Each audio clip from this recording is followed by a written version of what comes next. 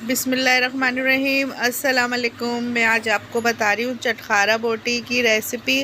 और ये रेसिपी बहुत आसान है। इसमें मैंने गोश्त की ना छोटी छोटी बोटियाँ ले ली थी और इसमें मैंने 2 चम्मच जो है ना भर के लहसुन अदरक का पेस्ट डाला था।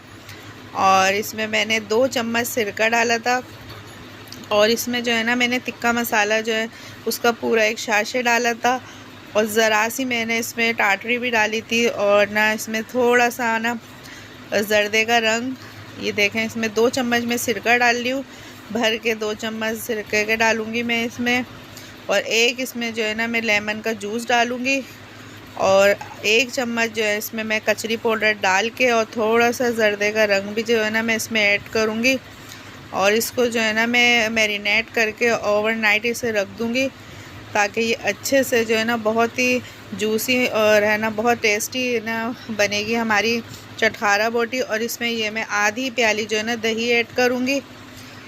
और ये इसमें चिकन टिक्का मसाला जो है ना मैं वो डालूँगी। आप चिकन टिक्का ले लें या खाली टिक्का ले लें, जो भी है आपके पास आप वो डाल सकते हैं इसमें।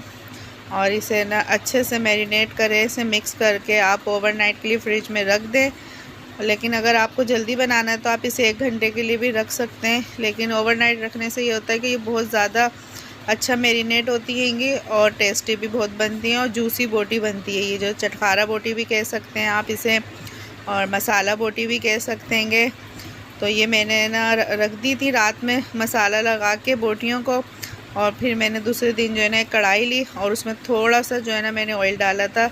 इसमें ज़्यादा ऑयल नहीं डलता, तो थोड़ा सा ऑयल डाल के मैंने इसे बोटियों को डाल दिया था। और इसमें मैंने थोड़ा पानी डाल के ढक कर जो है ना इसे गलने के लिए रख दिया था। और ये बहुत जल्दी गल गई थी क्योंकि इसमें मैंने कचरी पाउडर, लेमन जूस और सिरका डाला था। उसमें इसको बहुत अच्छा मैरिनेट करा था और ये सब चीज़ें गोश्त को गलाने के भी काम आती हैं।